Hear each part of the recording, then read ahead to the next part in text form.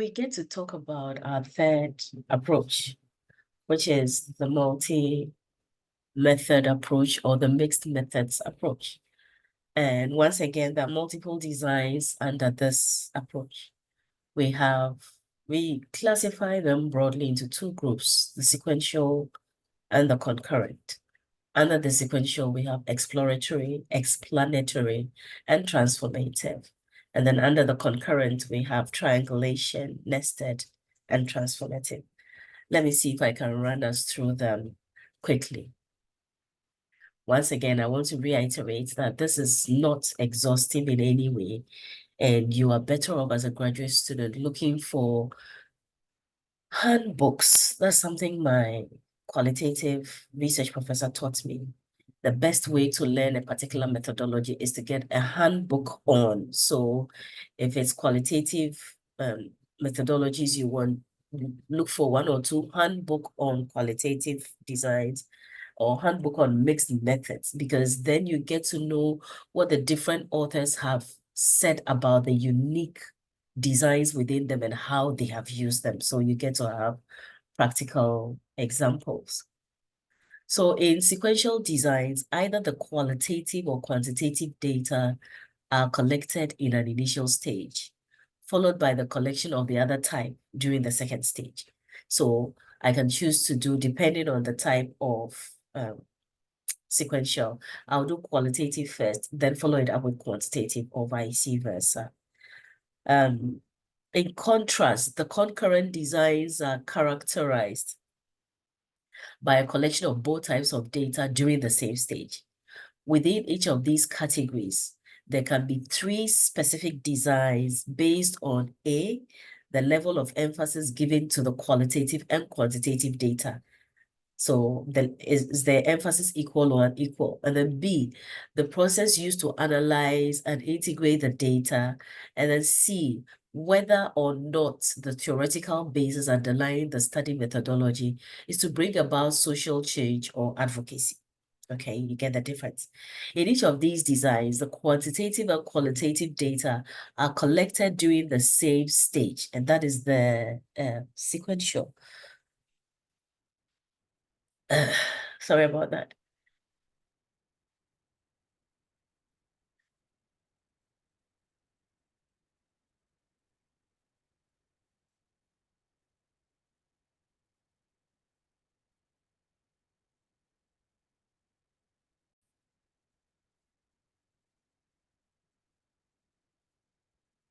When you come to the concurrent triangulation design, the purpose is to use both qualitative and quantitative data to more accurately define relationships among variables of interest. In concurrent nested designs, both the qualitative and quantitative data are collected during the same stage, although one form of data is given more weight over the other. And this is from Cresswell. So similar to sequential nested designs, concurrent transformative designs are theoretically driven to initiate social change or advocacy. And these designs may be used to provide support for various perspectives. There are times where you come across different terminologies. For example, well, you know that sequential explanatory is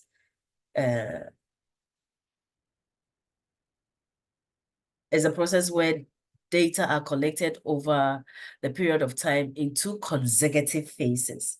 So what you do is you first collect and analyze the quantitative data, then you collect the qualitative data in the second phase of the study, and relate the outcomes from the first quantitative phase to the second. I think I'm confusing us. So in the exploratory sequentials, then you start with the qualitative. In the explanatory, you start with the quantitative. Okay, you collect one before you do the other. Sometimes you also come across a terminology like convergent parallel. So in this process, the quantitative and qualitative data are collected at the same time, but they are analyzed separately. Then after both analyses are complete, you compare your results and then draw the overall conclusion. So remember, there are some texts that will provide the two broad categories as sequential and concurrent.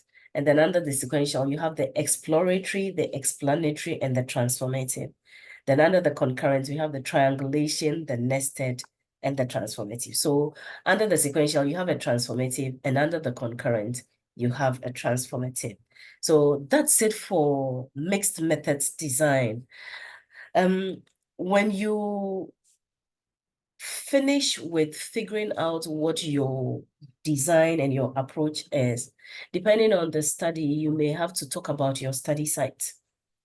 So for the student who was writing on the adolescents in slums, she used the eastern region of Ghana for her pilot study, and the Ashanti region of Ghana and the Greater Accra regions as the main study.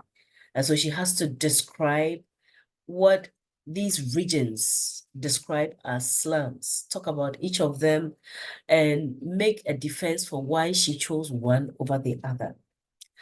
In the methodology section of your work, you expected that you will provide population. It's interesting that many times in Ghana, we don't really have this data readily available. There are times too that students just want to use that as an excuse not to look for the information. But I believe when you use the appropriate relationships and you go to people in a respectful manner, they will give you the information you need. Then you explore sampling techniques. There are plenty options for that.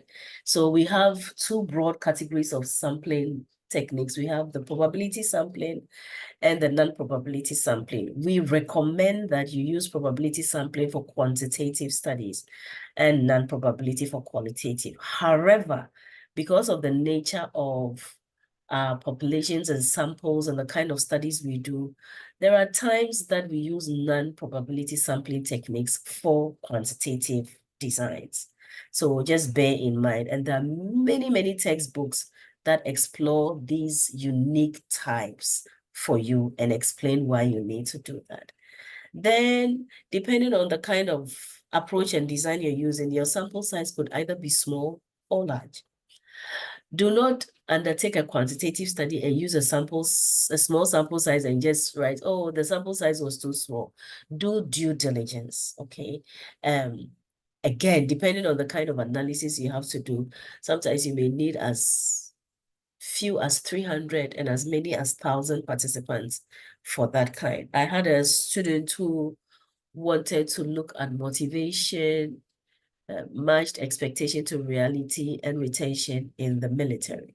And because he was designing an instrument, he had to look for a lot of participants because he was using the principal components analysis as his analytical tool. And the experts, when it comes to principal components analysis, factor analysis, the different types of factor analysis, they require that I think for every variable, you need about 5 cases. And so if you count the number of items within there and then multiply it, you know that you need a lot of people to answer that. I recommend that because of the kind of work we do, students should use the GPAR analysis because it allows you to figure out the clinical significance. So what is the minimum sample size that you would need to get either a medium effect size or a large effect size or a small effect size? Some people too use the Crechy and Morgan calculator, but for that, you need to have a population number. The beautiful thing with the GPAR analysis is if you do not honestly have the population size, it can estimate one for you. So that's really important. Then we come to instrumentation. Instrumentation for qualitative is a bit different. So you design what your observation tool is going to look like in qualitative, or your interview, people call it interview schedule or interview prompts or whatever, depending if you are going to do a structured interview or a semi-structured interview or an unstructured one. You have to figure out how you're going to go about that. For quantitative, I always recommend that students use instruments that are valid and reliable, because the instrument developers will always give you an idea of what the logged sample look like with all the psychometric properties. Then you get to use it, of course, with permission from them, and figure out if your old sample had results consistent with the original or with other people who have used that. I prefer that because I don't believe in reinventing the wheel. If somebody has already designed it, what's the excuse of, oh, it's a Western instrument? What's the guarantee that it won't work here?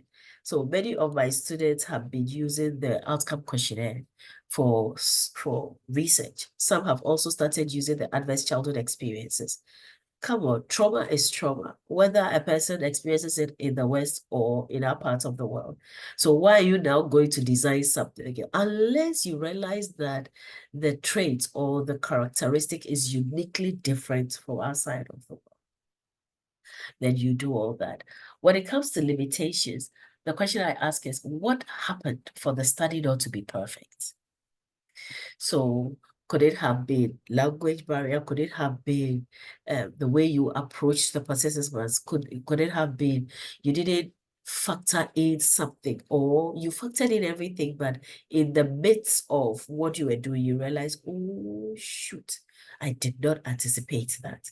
So limitations is written after you have done data collection, because if you haven't done data collection, then you would know what happened for the study not to be perfect. So I think that is it about methodology. Again, check in with your supervisors. Make sure that your graduate school handbook for writing thesis and dissertations is your next Bible after your APA manual. And make sure you consult it for all the requirements for the institution as much as possible, okay? After this, we get to look at results and discussions, and that will also be a connection with the golden thread. So watch out for that video, and we hope that this is helpful. Thank you. Bye.